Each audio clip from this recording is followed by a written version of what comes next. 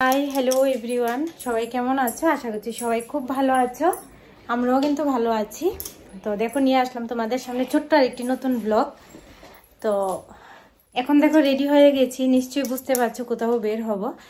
আসলে আজকে যাচ্ছি আমরা একটু অনাথ আশ্রমে। তোমরা তো জানোই আমার দেবরের এরকম একটা অবস্থা হলো, তো ওর জন্যই কিন্তু আজকে অনাথ আশ্রমে যাচ্ছি ছোট ছোট বাচ্চাদের একটু খাওয়ানোর জন্য আর কি।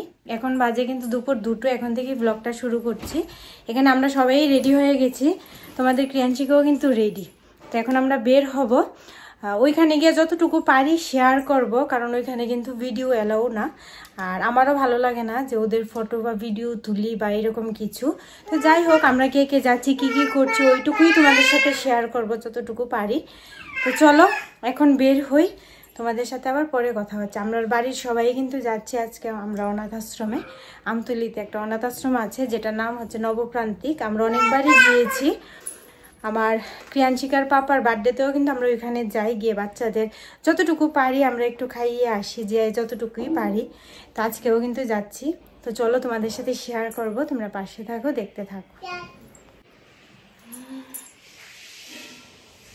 টাটা করে দাও, ড্রেস দেখিয়ে দাও, ড্রেস আই যে টাটা করে দাও।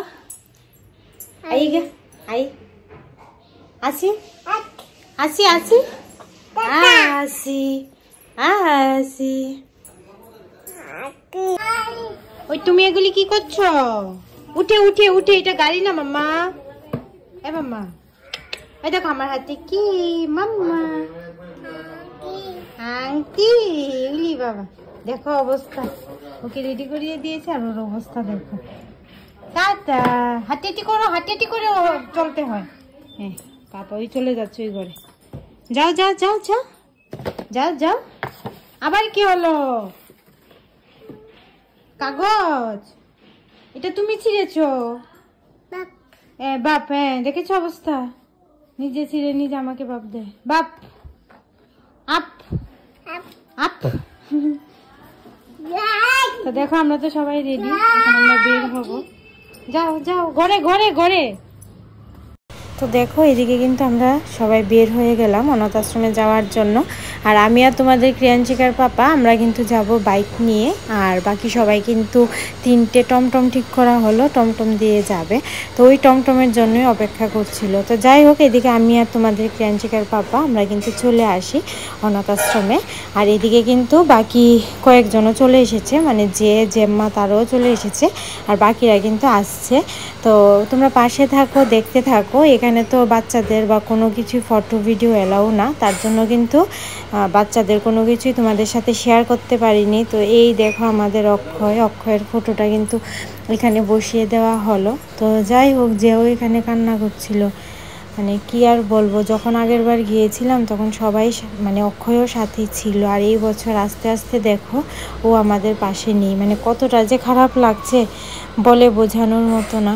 তো এখানে দেখো সবাই চলে এসেছে, মানে জেম্মা, তোমাদের ক্রিয়াঞ্চিকা কিন্তু মামুনি তাদের সাথে, মানে মামুনি জেম্মারার সাথে কিন্তু টমটম দিয়ে আসলো, আর আমি আর ওর পাপা কিন্তু আমরা বাইকে আসলাম।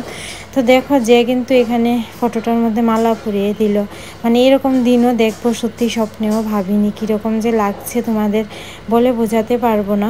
তো যাই হোক, তোমরা দেখতে থাকো পুরোটা ভিডিও।